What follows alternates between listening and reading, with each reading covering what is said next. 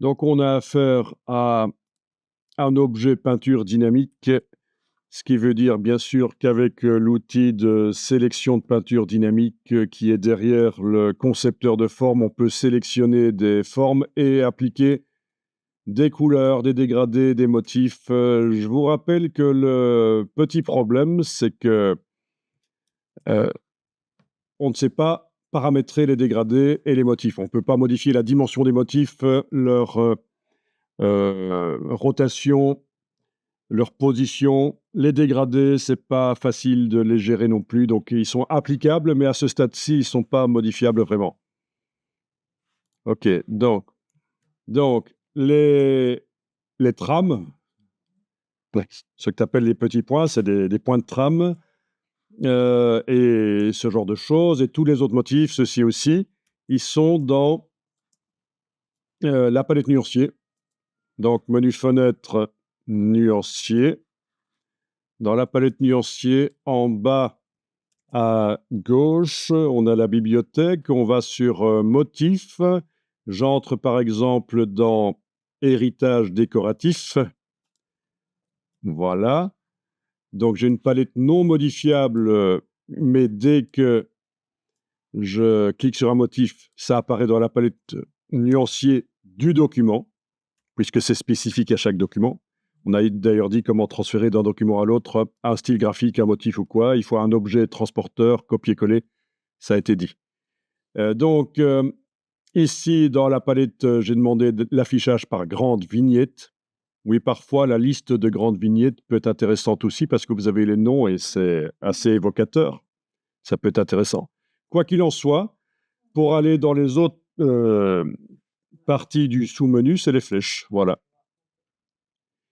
Ici, vous avez les motifs Vonster qui sont là depuis la version 8 de Illustrator et qui sont assez populaires. Donc, ils ont été faits par un graphiste qui est sur LinkedIn et je vous suggère de le suivre parce qu'il est intéressant. On passera en revue rapidement une trentaine de choses, de personnes ou de groupes ou d'entreprises intéressantes à suivre sur LinkedIn pour ceux qui ont un compte. Et donc, c'est Von Glitschka. Son nom, c'est Von Glitschka et il a fait pour Illustrator 8, donc il y a déjà plus de 15 ans, des motifs qui sont toujours là, intégrés. Alors, qu'est-ce qu'on a d'autre? Oui, c'est quand on poursuit, on a les motifs avec des lignes. Je vais quand même réafficher par grande vignette, comme ça on voit mieux. Est-ce que c'est possible de, par exemple, reconnaître ça? Donc, en effet, on va voir non seulement comment on peut appliquer un de ces motifs et modifier sa dimension, son orientation, sa position, mais aussi comment modifier sa couleur, l'augmenter, l'améliorer. Et du coup, vous saurez comment faire vos propres motifs au départ de zéro, par la même occasion. Ça peut être intéressant dans la création de logos, ce genre de motifs. Les lignes peuvent faire partie d'un logo. On fera un test avec un caractère. Voilà. Donc, ça répond à ta question. Les motifs, c'est là. À un certain moment, à force de cliquer, on arrive vers des groupes de couleurs. Ce sont des groupes qui peuvent être appliqués de manière automatique sur des illustrations. On en trouve énormément sur le web.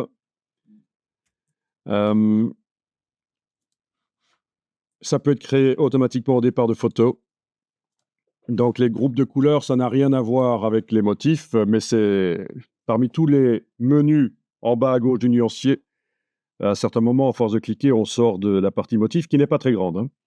Donc, on avait essayé d'aller voir l'autre jour ce site de Adobe sur les couleurs et il était down, mais là, il a l'air de fonctionner.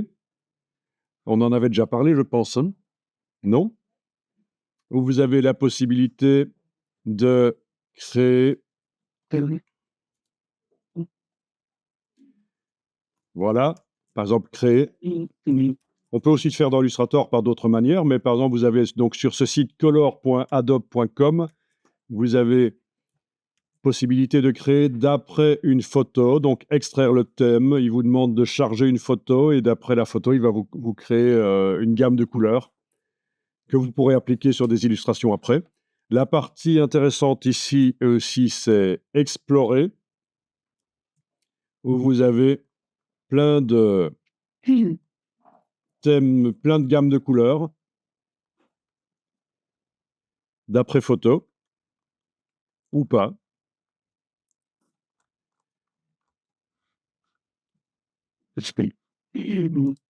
Donc, ce qui est intéressant, c'est les tendances actuelles. Tendances, voilà, les tendances actuelles. Mais vous avez pour les différents secteurs d'activité, pour la mode, par exemple, voilà le genre de couleur que vous pourriez utiliser pour faire des travaux en rapport avec la fashion industry, le graphisme, l'illustration, le UX design, architecture. Mais en fait, à chaque fois, il y en a plus, hein, conception de jeu, voilà. Et en fait, toutes ces gammes de couleurs peuvent être utilisées dans Illustrator, puisque quand on survole, on voit qu'on a la possibilité de télécharger l'image des couleurs en JPEG, et avec la pipette dans Illustrator, on pourra les ajouter au nuancier rapidement, ou alors directement les ajouter à la bibliothèque quand on a une suite Adobe fonctionnelle. Normalement, dans la bibliothèque qui est accessible par tous les logiciels, on devrait retrouver les gammes de couleurs. Peut-être. Tu as cliqué sur la photo, oui, OK. Ah oui, voilà, oui, oui. Télécharger en ASE, oui, ça c'est la possibilité de charger dans le nuancier, c'est le Adobe Swatch Exchange, donc nuancier Illustrator, Photoshop ou InDesign, c'est un nuancier universel qui fonctionne dans tous les logiciels Adobe. Le format ASE, ça va être un fichier ASE. Donc, par le nuancier, par le menu du nuancier, il y a charger un nuancier et on va chercher le fichier ASE qu'on a téléchargé. Donc là, c'est bien avec les flux de JPEG. Non, le JPEG, c'est bien aussi. Voilà, si les bibliothèques sont synchronisées, ajouter la bibliothèque, c'est pratique. On les retrouve directement dans la bibliothèque. Voilà, voilà. Ah, il vous donne les hexadécimales, les valeurs hexadécimales de la couleur, hexadécimale non stricte, donc c'est plus de nuances possibles. Voilà. Donc ça, c'est une petite introduction pour vous sur les gammes de couleurs. Du coup, vous voyez qu'il y a un outil en ligne de Adobe qui avant était intégré au logiciel, mais sous forme de palette, mais maintenant il est uniquement en ligne. Donc, il faut aller voir sur le web. Alors ici, affichage. Afficher le contour de sélection, parce que chez moi, j'ai masqué le contour de sélection, ce qui explique que quand, avec l'outil sélecteur de peinture dynamique, quand je clique, je ne vois pas la petite grille qui m'indique que c'est sélectionné. Pourtant, c'est sélectionné. Donc, à vous de voir, c'est afficher le contour de sélection. Je l'avais masqué, mais vous voyez, le problème, c'est que si je sélectionne et que je change la couleur, je ne vois pas vraiment ce que je fais. Donc, c'est pas génial. Alors, normalement, ça fonctionne aussi, la fonction qu'on a vue précédemment, sélection identique, couleur de fond. Comme ça, toutes les couleurs identiques à celle sur laquelle j'ai cliqué se sélectionnent. Bah oui, c'est bien pratique. Donc, je le précise ici. Par exemple, je clique sur ce brun. Donc, je vous rappelle que précédemment, nous avions été double-cliquer sur l'outil et désactiver la fonction contour parce qu'on ne voulait pas, dans ce cas-ci, colorer les contours. Mais parfois, vous voudrez colorer les contours. Mais dans ce cas-ci, j'avais désactivé dans le sélecteur de peinture dynamique la fonction sélection de contour. Donc, je viens cliquer sur le brun. Donc, impossible de, par erreur, sélectionner un contour. Même si je clique sur le contour, c'est parfait. Et puis, sélection identique, couleur de fond. Bien sûr, si on l'utilise souvent, on pourrait ajouter un raccourci clavier par l'éditeur de raccourci clavier. Il faut toujours faire ça.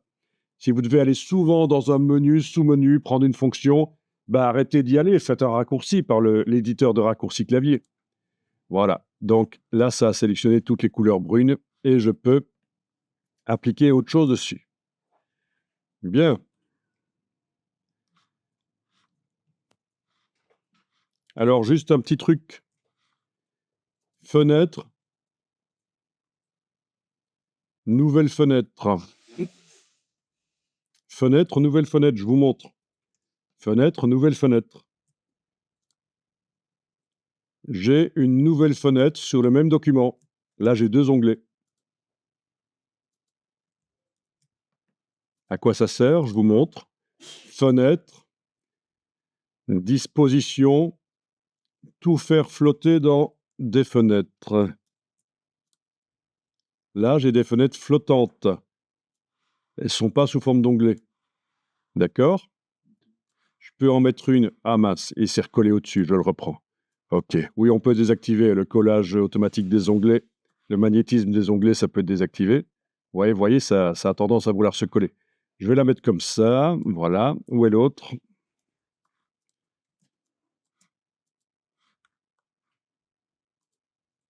Elle est là. Je suis allé en bas du menu fenêtre pour la retrouver. OK, elle est là. Ouais, le magnétisme des onglets devrait être désactivé quand on fait ce genre de choses parce que... Et donc, l'idée, c'est ça.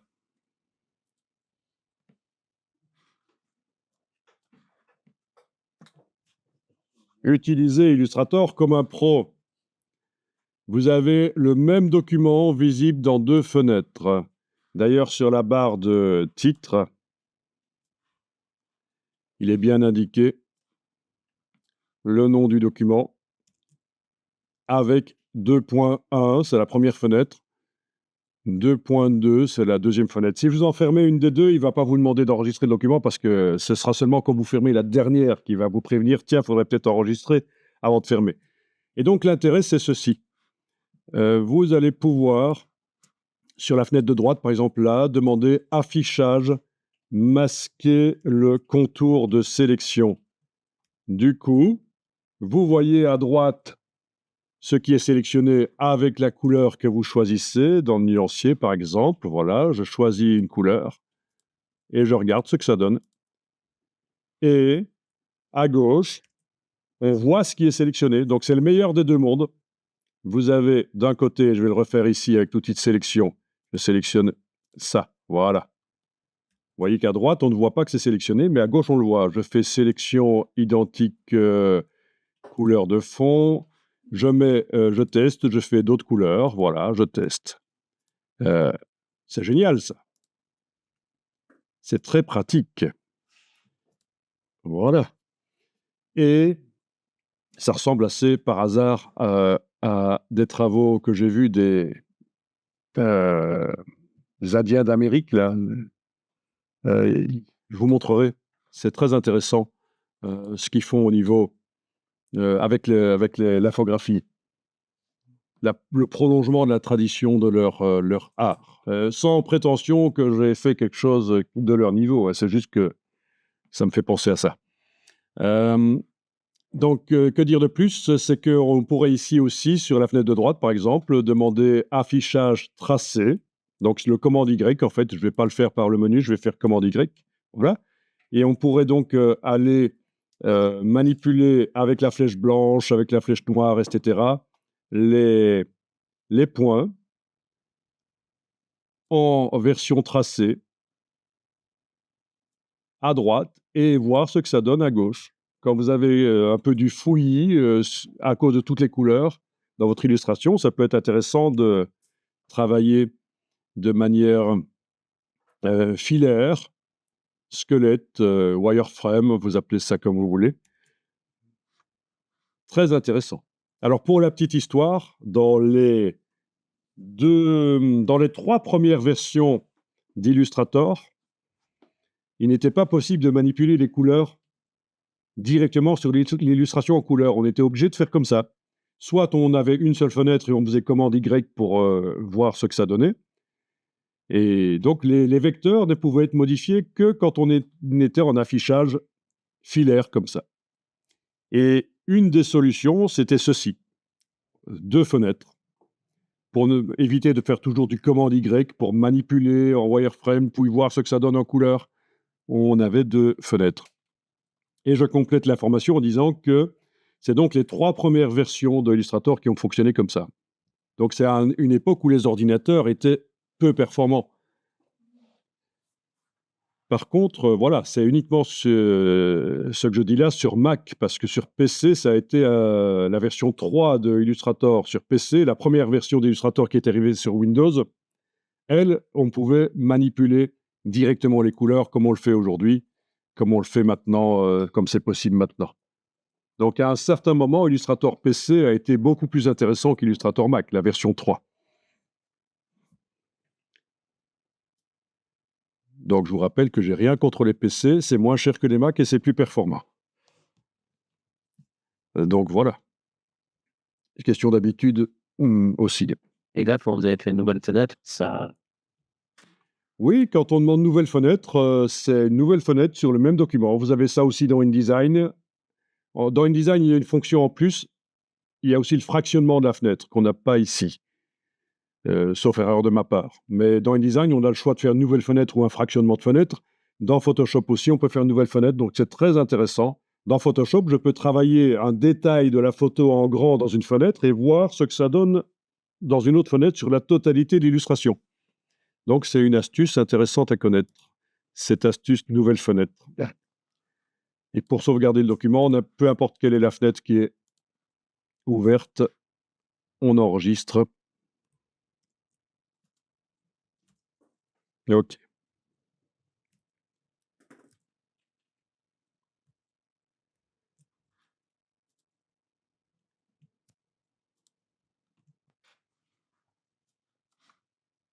Bien, donc je suis toujours avec ma peinture dynamique. J'ai été précédemment donc faire des petits traits jaunes par-dessus, plein de petits traits jaunes que j'ai déplacés dans l'illustration. J'ai déplacé les vignettes des traits jaunes dans la peinture dynamique. Du coup, ça m'a permis de bien sélectionner les zones. Mais par contre, à un certain moment, les traits jaunes, ils sont ennuyeux. Ils me posent problème. Je veux dire, ils font pas partie de l'illustration. Ils vont devoir disparaître à la fin. Vous en avez aussi des traits. Bon. Donc, on va finaliser la peinture dynamique pour pouvoir aller plus loin avec la peinture dynamique. Donc, ce qu'on va faire ici, c'est en sélectionnant bien l'objet peinture dynamique, on va indiquer qu'on décompose. Objet décomposé. Ah oui, on va peut-être aller directement dans objet peinture dynamique décomposé. Comme ça, c'est certain que c'est ce qu'il y a de plus approprié pour la peinture dynamique. Objet peinture dynamique décomposé. Et voilà. On a maintenant un groupe avec un sous-groupe, ce sont les traits, et un autre groupe, ce sont les couleurs. Voilà.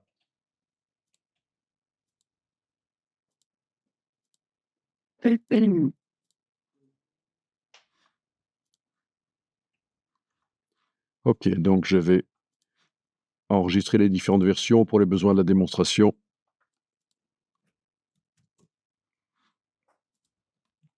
Donc le tigre colorisé. Où est-il? Ah, il s'est ouvert là dans une fenêtre à côté. Ok, voilà. Touche S, je vais passer plein écran. Le voilà. Et on a donc les deux formes ici que tu essayes de sélectionner toutes les deux. Clic majuscule clic. Et avec le Pathfinder, tu essayes de les réunir. Ouais. Et ça ne marche pas. Il dit qu'il faut 2 tracés superposés, et pourtant ils sont superposés. Ici.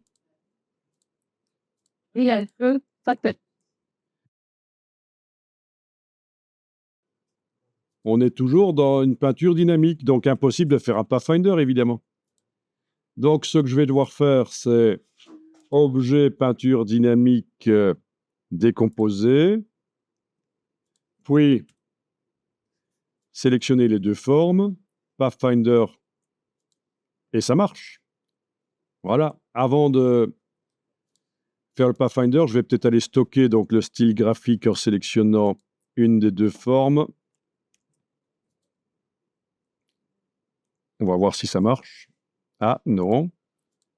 Ah, forcément, il y a les traits d'un côté et il y a les fonds qui sont sur deux groupes différents. Donc, voilà pourquoi le style graphique, on n'y arrive pas. Bon, il faut juste noter quelles sont les couleurs qu'on a utilisées. Et voilà, le Pathfinder, on va pouvoir réappliquer après. Voilà, on a une forme. Donc, ça marche, c'était ça. Chez vous, ça fonctionne, pas de problème. Vous les avez décomposés. Donc, ce que vous allez pouvoir faire éventuellement, c'est dans le groupe issu de la décomposition. Vous voyez qu'on a des chevrons ici. Ça indique que ce n'est pas vous qui avez créé le groupe, c'est Illustrator qui a créé. Chaque fois que vous voyez un objet avec des chevrons comme ça, c'est juste pour indiquer que c'est issu d'un processus Illustrator, ce n'est pas vous qui avez décidé de le faire, ce n'est pas vous qui avez créé le groupe. Comme ça, vous voyez pourquoi certains noms ont les chevrons. Vous allez pouvoir verrouiller éventuellement pour ne pas y toucher les traits pour l'instant. Le sous-groupe des traits. Ça, c'est bien pratique que ça fonctionne comme ça. Il vous sépare les traits et les formes sur deux groupes séparés.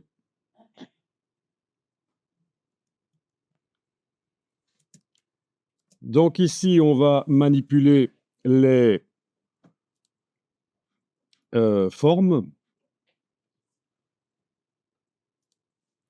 Alors, avec la flèche noire, quand vous cliquez à côté, rien n'est sélectionné. Quand vous essayez de cliquer sur une forme, par exemple sur celle avec le motif ici, tout se sélectionne. Ben, c'est logique, c'est parce qu'on a affaire à un groupe. Quand on utilise la flèche noire sur un groupe, c'est tout le groupe qui se sélectionne. Et en plus, c'est celui au niveau hiérarchique le plus élevé. Donc, ce n'est pas la solution, la flèche noire, pour sélectionner les formes. Qu'est-ce qu'on pourrait faire? Dégrouper? Oui, mais on ne va pas le faire ici. On va utiliser donc l'outil qui permet de sélectionner entièrement certaines formes, malgré qu'elles font partie d'un groupe. C'est la flèche blanche plus. Donc, la flèche blanche, c'est pour bouger certains points seulement. Ce n'est pas vraiment l'outil qui convient. Par contre, la flèche blanche plus, elle est prévue pour faire la sélection de tous les points d'une forme.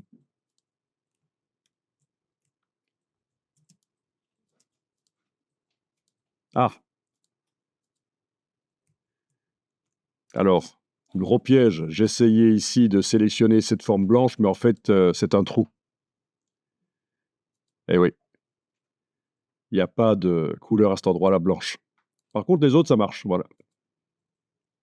Et donc, la forme avec le motif, c'est intéressant de la sélectionner. Vous avez des formes avec motif. Ça peut être, chez moi, celle-ci, celle-là. Bien, donc je vais sélectionner la forme là avec le motif et on va voir comment on peut le redimensionner, le tourner et même changer sa couleur.